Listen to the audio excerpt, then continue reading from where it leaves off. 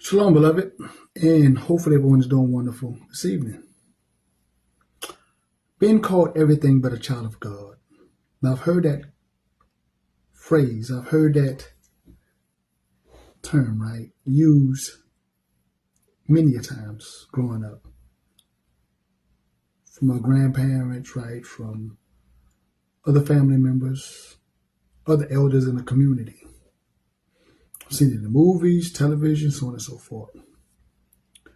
And it got me thinking, first of all, where did this phrase, where did this term come from? And for my people, when they was used it, did they know what they were saying? Because after going through this, it really just, to me, it just made sense. And we know that the system has, have done many things, not only to influence us or to make mockery of us or even to destroy us, right? Drugs, guns, music, food, what have you, right? But again, thinking about this phrase, being called everything but a child of God. And I had to ask AI, right? Where did this phrase come from? And this was the answer. The phrase, call you everything but a child of God, isn't a standard, widely known quote, but likely originates from Christian discussion, particularly around the concept of being called by God versus being truly adopted as a child of God, distinguishing between general creation and true believers, often with racial and social connotations in modern interpretation, as seen in discussions about Black identity and gospel. Why make the connection or distinguish or the parallel of this in Black identity? Could have used any other group, right? Any other ethnicity, right? But why Black? We know that Black is a social construct. We know that, again, white is a social construct. But when you look at white, so-called white people, we can connect them to a nation, right? In Europe, the French speak French. People in English speak English. People in Germany speak German. People in Spain speak Spanish. The Portuguese, Portuguese. On and on, right? Again, and it just got me thinking. And there's always going to be a scriptural reference. There's going to be something in scripture that's going to make this make sense, going to edify, if you can connect the dots, if you have the eyes to see and the ears to hear. Let's go to Deuteronomy chapter 28, verse 37. Now remember, this is the Most High giving the children of Israel the instructions, right? If they follow the instructions, follow the covenant, there will be blessings. But if you break the covenant, there's going to be curses. And this was one of the curses.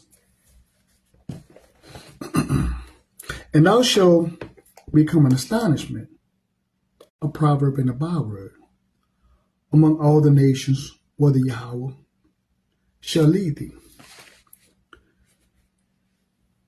A byword and a proverb. First of all, proverb is like these wise sayings, but in modern times it would be stereotypes, right? You can use it almost connected with stereotypes. Bywords. That's these names that are given to you outside of your God-given name, right? These social constructs. And the thing that really made it make sense was among all nations, whether Yahweh shall lead thee. We know the children of Israel will be spread amongst all the nations. That's a clue right there to say who are the people.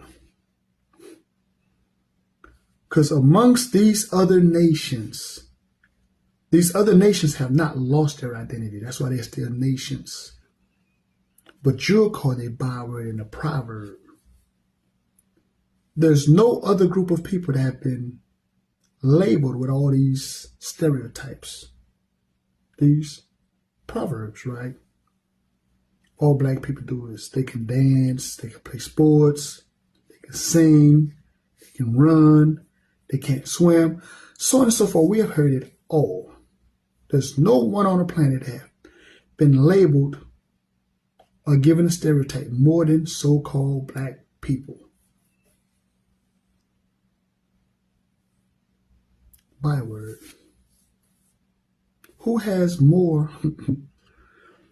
right? Who has more names given to them, right? More social constructs that have been branded on them than so-called black people.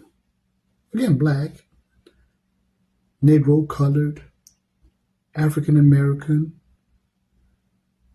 the hard ER, right?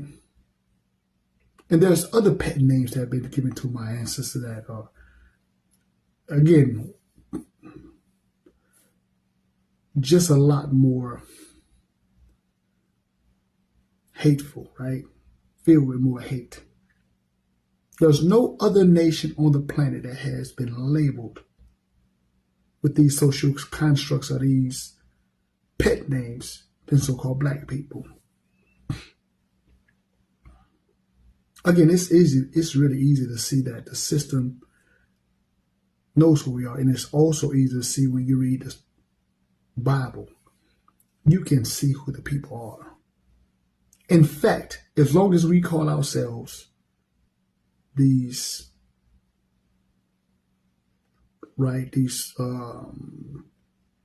bywords, these social constructs, even when we connect ourselves to religion, Christian, Muslim, nobody gets mad. But when you say that you are the children of Israel, being called by your God-given name, being called a child of God, everybody get mad.